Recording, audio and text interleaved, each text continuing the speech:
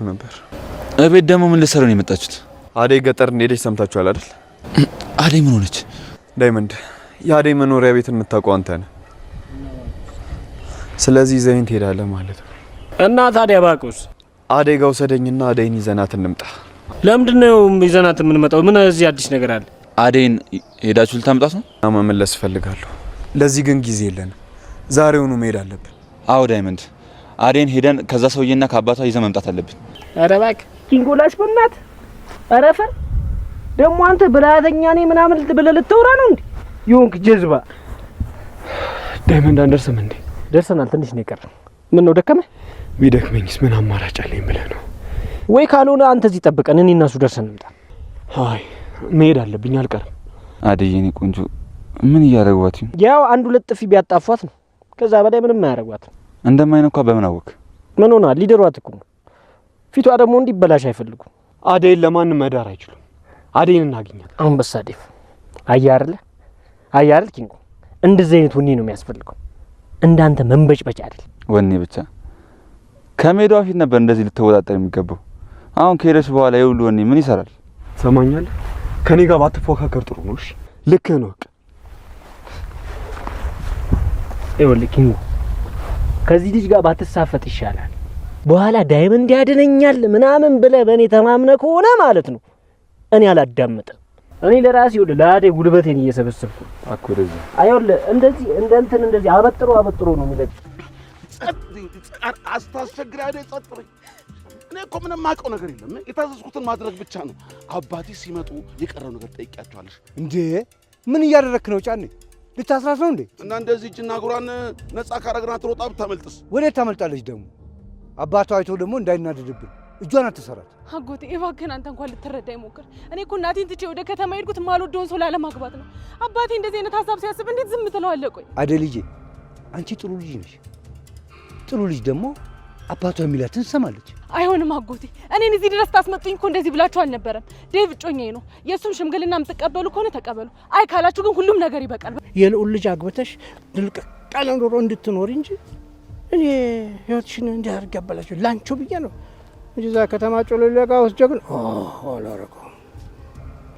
አይ ብለሽ ደስ ብለሽ የምትዳሪ ከሆነ ደስ ይላል። አይ ሳልሽ እንደዚቹ እንደታሰርሽ ወስጄ ነው ማስረክብሽ። እሺ አባዬ በቃ አንቺ ልጅ ተረጋጊ። ደርሰናል። የት? እቤትሽ ነው አለልኝ። ይሄ የኔ ቤት ነው? አዎ የአንቺ ቤት ነው። ለነገሩ የላ ቤት ነው። ችግር የለውም። በቃ ገብቼ እጠብቀዋለሁ። አንተ ተመለስ። ወዴት ነው የምመለሰው? ለሊ ነይ እንግባ። አይ አይሆንም። አንተ ተመለስ። ኤላዬ ደግሞ ካንተ ጋር ካየ ይቀናብኛል፣ ይናደድብኛል። ለምንድን ነው ከሱ ጋር የመጣሽ ይለኛል። ስለዚህ ተመለስ በቃ አንተ። ወዴት ነው የምመለሰው? ለሊ ምን ሆነሻል? ምንም አልኩም። እኔ የምልህ ስሜን ግን ማን ነገረ? ለሊ ግን ደህና ነሽ? የሆንሽው ነገር አለ? ምንም። ቆይ ስምህ ማን ነው? እየቀለድሽ ነው? ስምህ ማን ነው የሚባል ቀልድ ተጀመረ እንዴ? የምሬን ነው። ስምህ ማን ነው? እሺ ዴቭ ነኝ። ረስተሽኝ ነው? ዴቭ ውይ አላወኩም። ለማንኛውም በጣም አመሰግናለሁ። ባይ። ምን ሆናለች? ኖር ኢትዮጵያዊ የከተማ በግ በየጫት መሸጫው የወዳደቀ ጫት ስትለቃቀም ከተዘናጋች ጉልት ቸርቻሪ ያማራትን ስትነጥቅ ሰፈራችን በሚቆሙ ከባድ መኪኖች ስር ስትተኛ አልፎ ትንሽ ራቅ ብሎ በሚገኘው ወፍጮ ቤት አካባቢ የተደፋ ፉርሽካና ጥራጥሬ ስትለቃቀም ውላ ሲመሻሽ ልክ እንደ ባለ ሥራ በእኛ በር በኩል ረጋ ባለ እርምጃ አልፋ አሳዳሪዋ አስቴር ቤት የምትገባ ነጭ በግ ናት። አንዳንዴ የአሳዳሪዋ የአስቴር ቤት ከውስጥ ስለሚዘጋ በሩ ላይ ቆማ አሊያም እንደ ውሃ ልክ ቤቱን ለመደገፍ በተሰራው የሲሚንቶ መደብ ላይ ተኝታ አላፊ አግዳሚውን እየቃኘች በሩ እስኪከፈት ትጠብቃለች። አስተያየቷ ልክ እንደ ሰው ነው። አንድ ሰው ሲያልፍ ከዓይኗ እስኪሰወር ድረስ አንገቷን መዘዝ አድርጋ በዓይኗ ትከተለዋለች።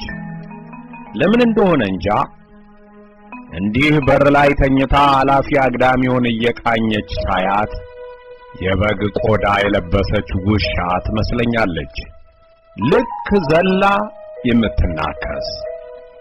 ስለዚህች በግ የሚገርመኝ ታዲያ ምን ነበር? የአስቴር በግ መሆኗ ነበር። ሰፈራችን ውስጥ የተንጣለለ ግቢ ያላቸው ሰዎች ብዙ ናቸው። ራሳቸው በግቢያቸው ስፋት ሲጎርሩ ፈረስ የሚያስጋልብ ግቢ ያለ፣ ለምን ልጆቹ መጥተው አይጫወቱም ይላሉ። ሁሉም የሰፈሩ ቤት ባይንጣለልም የተለያየ መጠን ያለው ግቢ ያለው እንደየአቅሙ በግንብ፣ በጥሬ ካብ፣ ባሮጌ ቆርቆሮና በቅጠላ ቅጠል የታጠረ ግቢ፣ ከየትም ሰፈር እየመጡ ለዳቦ መጋገሪያ ኮባ፣ ለእንስራና ጋን ማጠቢያ ግራዋ፣ ለመድኃኒት በአቦል ቡና የሚጠጣ ዳማከሴና ጤና አዳም፣ ሰው ሲያመው የሚታጠን ሐረግ፣ ሬሳና የባህር ዛፍ ቅጠል ሳይቀር የሚወስዱት ከዚሁ ከኛ ሰፈር ነው። ከጎጆ መቀለሻነት አልፎ ይሄን ሁሉ የእጽዋት ዘር የሚያመርት ግቢ ያለው ነዋሪ ታዲያ ይሄ ሁሉ ባለጋሻ መሬት ያላደረገውን በሰፈሩ ውስጥ አጥርም ግቢም የሌላት በአንዲት ክፍል ደሳሳ የቀበሌ ቤት ውስጥ የምትኖር አስቴር የምትባል ሴት ከአልጋ መዘርጊያዋ በተረፈቻት ቦታ ላይ አንድ በግ ማሳደጓ አይገርምም? አንዳንድ የሰፈራችን ሰዎች ይቺ ነጭ በግ ነገር አላት ይላሉ። ያው አስደግማባት ለማለት ነው። መቼም በአገራችን ከእንስሳው ስም በፊት ቀለም ከቀደመ ወሬው የድግምት ነው። ነጭ በግ፣ ጥቁር ዶሮ፣ ቡልማ አህያ፣ ነጭ ጅብ፣ ገብስማ ምንትስ።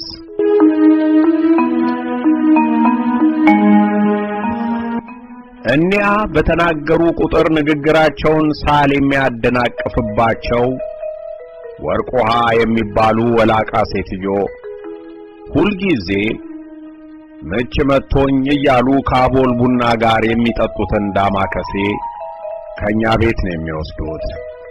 ምች ባላቸው ይመስል በነጋ በጠባ የሚጠረቀም ክፉ ባህል እና ይህች ሴትዮ የሆነ ጊዜ ለእናቴ አስቴርን ሲያሙ ይህች መተታም በግ መንገደኛውን ወንድ ታከክ ብላ ታለፈች። ልቡ ስውር ብሎ እግሩ ወደ አስቴር ቤት ነው። ሚስት አለኝ አይል፣ ልጅ አለኝ የለ፣ በቃ ያለውን አራግፎ መሄድ ነው። መጠንቀቅ ነው የእናቴ ልጅ፣ ከሆነ በኋላ ወየው ዋጋም የለው ሲሉ በጆሮዬ ሰምቻቸዋለሁ። እናቴ ታዲያ ኤዲያ አንቱ ደግሞ አንድ መድኃኒዓለም ካለ እንዲህ ያለ ነገር አለቻቸው። እምነቷ ከዚያም በላይ የዚህችን ሐሜተኛ ሴትዮ አፍ ስላስያዘችልኝ ደስ ብሎኝ ነበር። ጥሎብኝ አልወዳቸውም። እንዲያውም የእውነት ታመው ሳይሆን ለሐሜት የሚመጡ ነው የሚመስለኝ። ምን ዋጋ አለው? አንድ ቀን አባቴ ከዋለበት ሲመለስ ገና ከበር ይቺ የአስቴር በግ እንዴት ያለች ነጣቂ ሆናለች ጃል፣ ለልጆቹ ሽምብራ እሸት ገዝቼ ስመጣ እንደ ደህና ነገር ታከክ ብላ፣ እኔ ደግሞ አውቃኝ ነው ብያለሁ። ሽምብራ እሸቱን ከጄ ነጥቃኝ ሮጠች እኮ። እሷን ሳባርር አስቴር ቤት ልገባ ምን ቀረኝ አለ እየሳቀ። እናቴ ታዲያ እንደ ወትሮው አብራ ከመሳቅ ይልቅ ፊቷ ቀየር ብሎ በራችን ላይ እኔ ሳልወለድ ጀምሮ በመሎቲ ቢራ ጠርሙስ የሚንጠለጠለውን የጊዮርጊስ ጠበል ከተሰቀለበት አወረደችና በቁጣ በል ይሄንን ጠበል አንተም ተረጭ፣ ልብስንም እርጭ ብላ አዘዘችው። አባቴ ግራ ገብቶት አሃ ለበግ ጠበል ቢል ቁጣዋ ብሶ በጉ አንተ ነህ ምን ይገባሃል አለች። ከዚያን ቀን ጀምሮ ያቺ በግ በግቢያችን በር ስታልፍ እናቴ ዱላ የለ ድንጋይ እጇ ላይ የገባውን ነገር አፈፍ አድርጋ ጀርባዋን ቆርጬ ነው የምጥላት ይህች ሰላቢ እያለች ታሳድዳታለች። አንድ ቀን እንዲያውም እናቴ በረንዳ ላይ ተቀምጣ ድንች ስትልጥ ድንገት በጓ በበር ስታልፍ አይታት ቢላዋ ወርውራ ስታታለች። ከሆነ ጊዜ በኋላማ በጓ ራሷ ልክ እኛ ቤት በር ላይ ስትደርስ ሮጣ ማለፍ ጀመረች። እናቴ ታዲያ ይህንን ስታይ ይህች ታዲያ በግ ናት እንዴ? ሰይጣን ሹክ የሚላት የዲያብሎስ ፈረስ ናት እንጂ በየት ሀገር ነው በግ ቂም የሚይዘው አለች። ከበጓ ሰላቢነት በላይ ጀርባዋን ስላልቆረጠቻት ተበሳጭታ እናቴና በጓ ተነቃቅተው ነበር። ይህች በግ ወደ ቤት ከመግቢያዋ ሰዓት አለፍ አድርጋ ስታመሽ ባለቤቷ አስቴር ፊት ላይ ጭንቀት ረቦበት ነጠላዋን ደርባ ያገኘችውን ሁሉ ያችን በግ አይታችኋታል እያለች ፍለጋ ትዞራለች። አንዳንዴ ታዲያ በጓን ከፊት አስቀድማ ከሆነ ወንድ ጋር ትመለሳለች። ብዙ ጊዜ የከባድ መኪና ሹፌር። ስለ አስቴር ብዙ ነገር ይወራል። ለምን እንደሆነ ባይገባኝም ሁልጊዜ የመንደሩ የወሬ ርዕስ ናት። ቤቷ ውስጥ ፊሊተር ጠላና አረቄ፣ አልፎ አልፎ ቢራና ምግብ ትሸጣለች። ጎረቤቱ ፊት ለፊት እንደዚያ ባይልም አስቴር ሴተኛ አዳሪ ናት። በእርግጥ አንዳንድ ማታ ሰክረው ሰፈር የሚረብሹ ሰካራሞች ስሟን እየጠሩ ጮክ ብለው ሸርጣ ይሏታል። እሷ ግን እንደዚያ አሏት አላሏት ግድ የሚሰጣት አትመስልም። እንዲያውም ትበላትበል ከሷ ከራሷ ባይረጋገጥም አለች ተብሎ በስሟ የሚወራ ቀልድ አለ። ቀልድ ከተባለ የሆነ ጊዜ የቀበሌ ሰዎች ቢራና ምግብ ለመሸጥ የንግድ ፍቃድ የለሽም ብለው ድርጅት በሚል ስም ቤቷን አሸጉባት። ያን ዕለት ማታ ጎረቤቱ ሁሉ አስቴርን እኔ ቤት እደሪ እኔ ቤት እያለ ሲለምናት ቢውልም በአንገቴ ገመድ ቢገባ ማንም ቤት አላድርም አለች። ያው አንዱ ጋር ልታድር ነው ብሎ ጎረቤቱ ተዋት።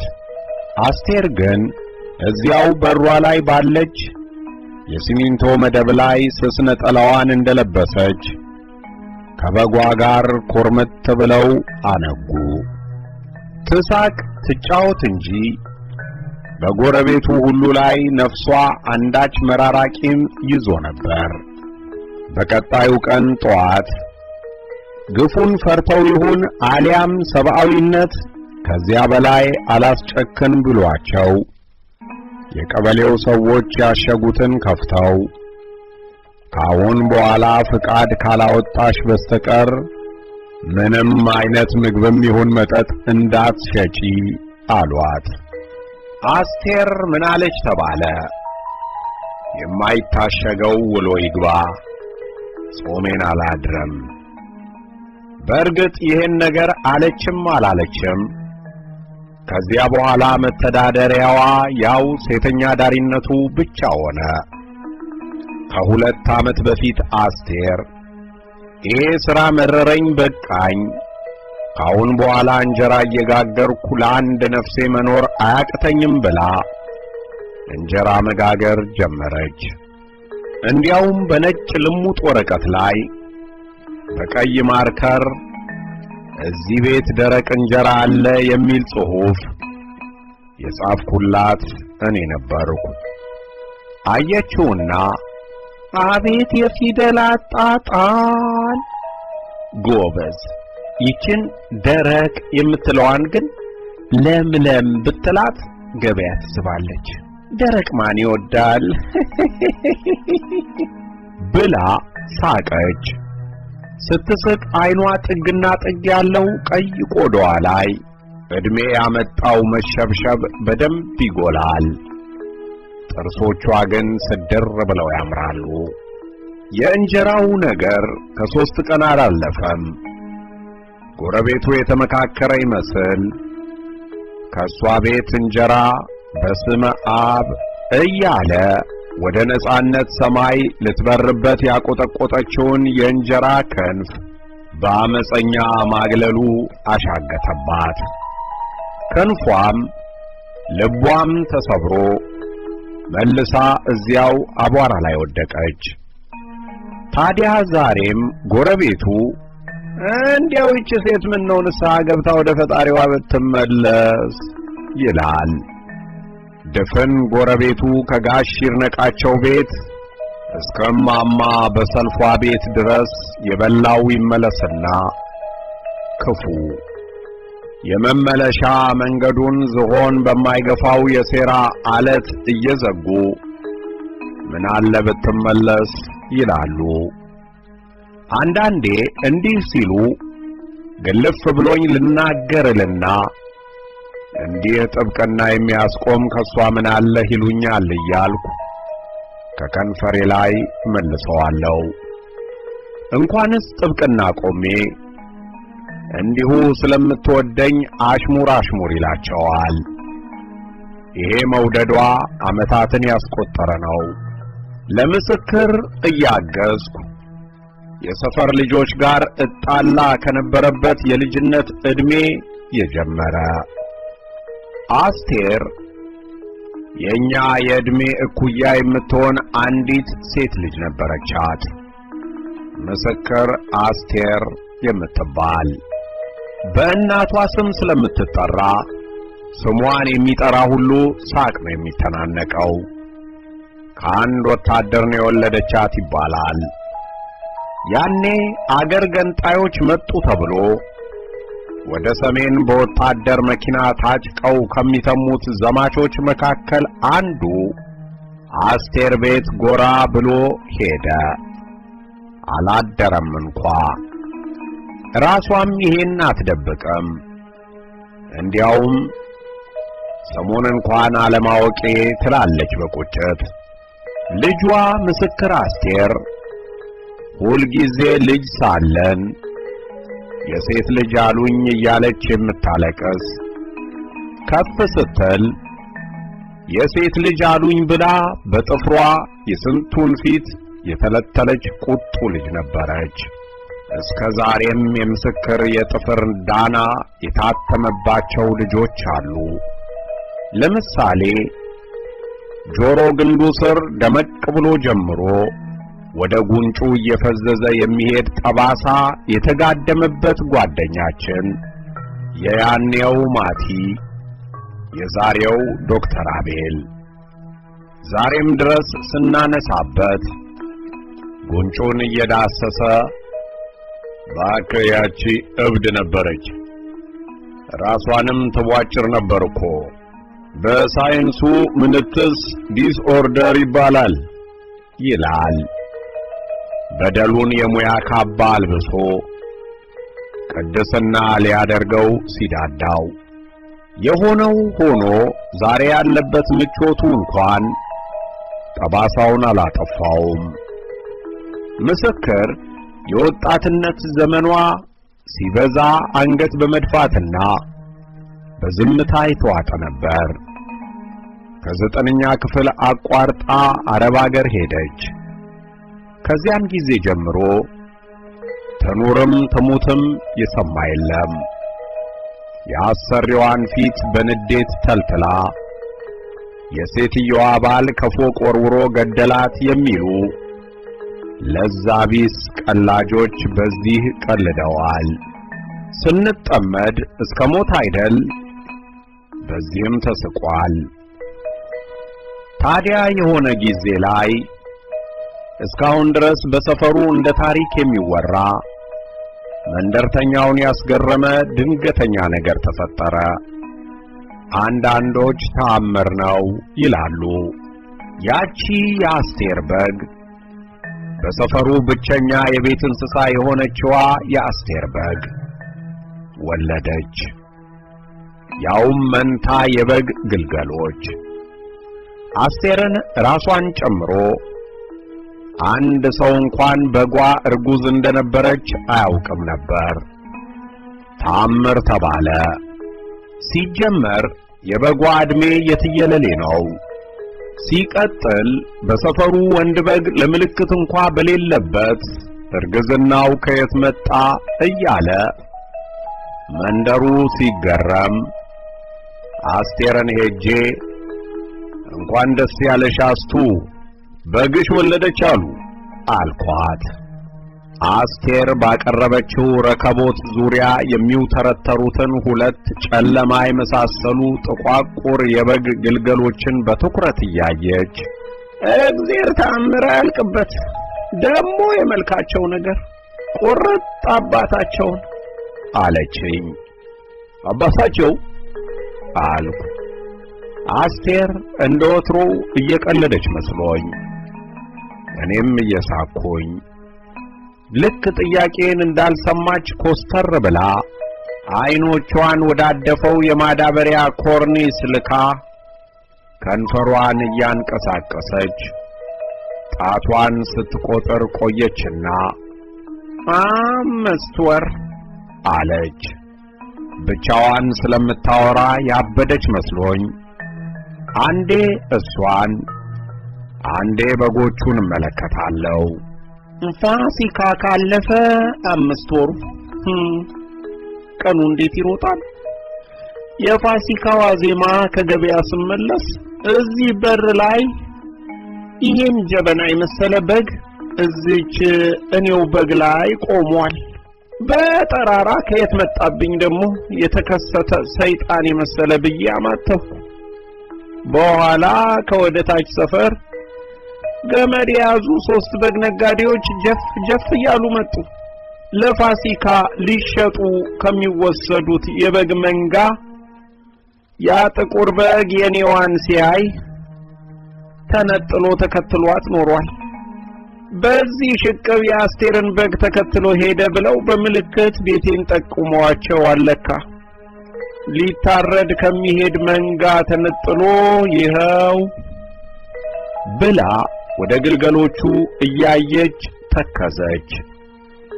ማን ያውቃል አልፎ አልፎ ለበዓል ሊታረድ የተገዛው በግ ሁሉ ይችን ዓለም ከመሰናበቱ ሰዓታት ቀደም ብሎ የአስቴር በግ ላይ መንጠላጠሉ የታወቀ ነገር ነበር። የበግ ድምፅ በሰማች ቁጥር የአስቴር በግ ሂዳ ከጎናቸው ትቆምና ታሸታቸዋለች። የጠፋ የበግ ዘመድ ያላት ይመስል ያ ድቅድቅ ጨለማ የመሰለ የመጨረሻው በግ ታዲያ በሞቱ ዋዜማ ከመንጋው ተነጥሎ የአስቴርን በግ ተከተለ። የአስቴር ነገሩን ከነቀኑና ከነሁኔታው ማስታወሷ ነበር የገረመኝ።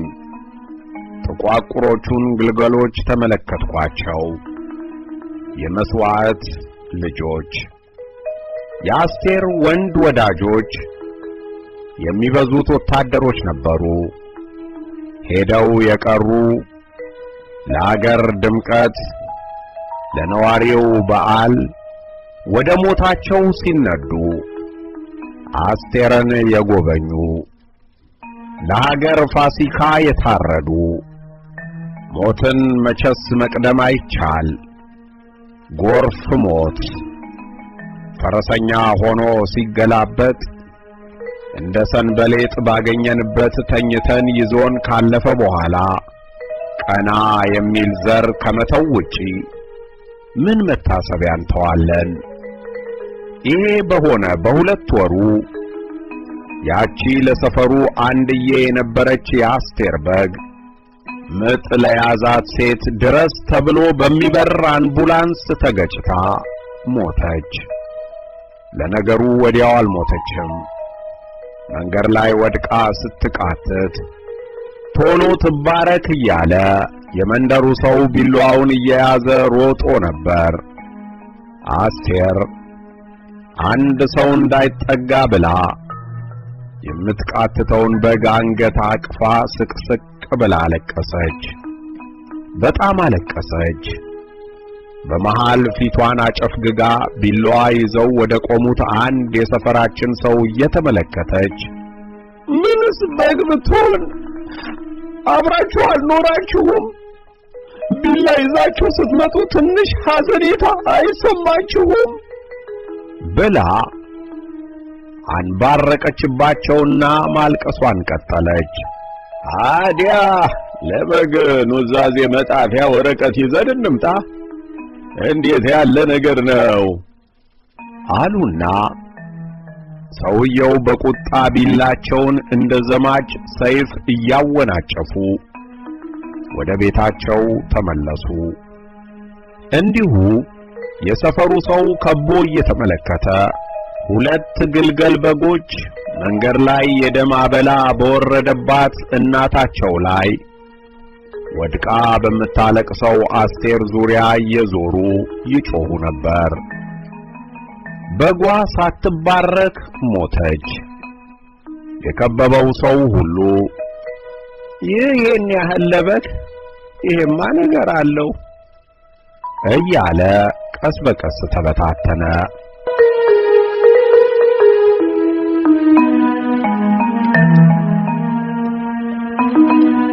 በዚያ ሰሞን እኒያ ወላቃ አሮጊት እንደ ልማዳቸው ዳማከሴ ሊለምኑ እቤታችን መጥተው አስቴርን ለእናቴ ሲያሙ ሰማዋቸው። እንዲህ እያሉ በጥቁር በግ የሚደረግ ድግምት እንዲህ ቀላል እንዳይመስልሽ፣ ልብስ አስጥሎ ነው ከአገር የሚያበረው። እሺ ብሎ በጠበል እንኳን አይነቅልም። አንድ እግራቸው መቃብራቸው አፋፍ ላይ የቆመ ባልቴት ገና የተወለዱ የበግ ግልገሎችን መንገድ እንዲህ በሾህ አጠሩት። ሁለተኛ አልቀመጥባትም ባልኩባት በርኩማ ላይ ተቀምጬ ባልቴቷን በግርምት እያየው ቂምና ጥላቻችንን በትውልዱ ልክ ሰፍቶ ማልበስ እንዴት ቻልንበት እላለሁ።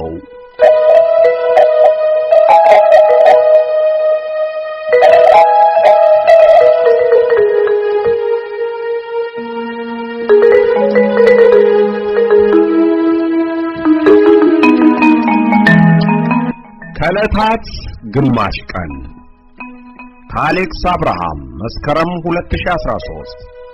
በቀጣይ ክፍል እንደገና እስክንገናኝ ቸር ይግጠመን።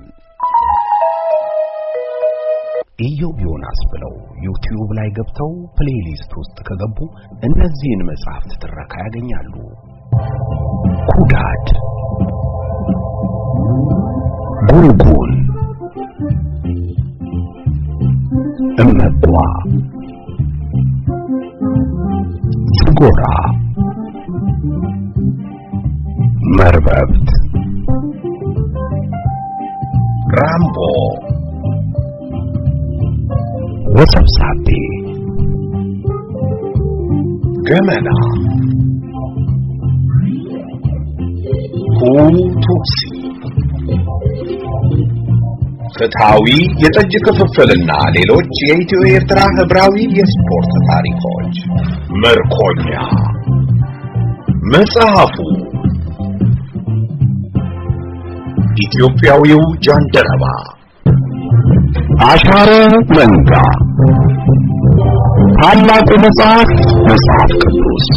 ኢዮብ ዮናስ ብላችሁ ዩቲዩብ ላይ ሰርች ካደረጋችሁ በኋላ ፕሌይ ሊስት የሚለው ውስጥ ስትገቡ የተነበቡትን መጽሐፍቶች በሙሉ በፎልደር ታገኛላችሁ።